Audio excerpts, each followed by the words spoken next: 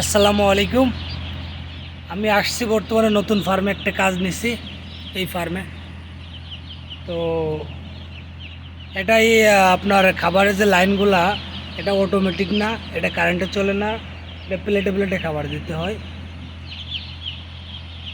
অনেক বড় একটা ঘর, 30,000 বাচ্চা আসছে।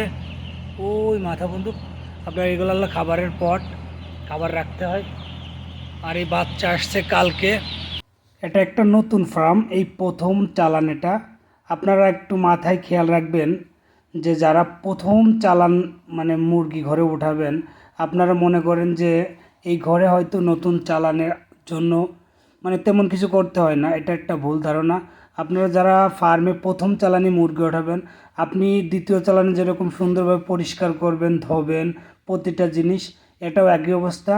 আপনার প্রথম চালানে মুরগি ওঠানোর সময় আপনার খাবারের পট, পানির লাইন যেগুলো আছে, আপনার সে খাবারগুলা মানে বা ফ্লোর সুন্দরভাবে পরিষ্কার করে চুন দিয়ে আপনার যে আপনার সে ক্লোরেক্স, তারপরে আপনার ফরমালিন, আপনার বিফোর ইহুদ, এগুলো সবগুলো ব্যবহার করার পরে যায় তারপরে ঘরে বাচ্চা উঠাইলে বাচ্চাগুলো মরার সম্ভাবনা 99% থাকে না। কারণ নতুন অবস্থায় ফ্লোরে বিভিন্ন জীবাণু থাকে, বিভিন্ন রোগবালাই হইতে পারে। তার জন্য সবাই খেয়াল রাখবেন, নতুন অবস্থায় ফার্মটা সুন্দর কায়দে পরিষ্কার করে ওষুধ দিয়ে 2 দিন ফেলে রেখে লাস্টে চুন দিয়ে তারপরে আপনারা কাঠের ভুসি অথবা চাউলের যে কুড়া যেটাই ব্যবহার করেন সেটা ব্যবহার করবেন।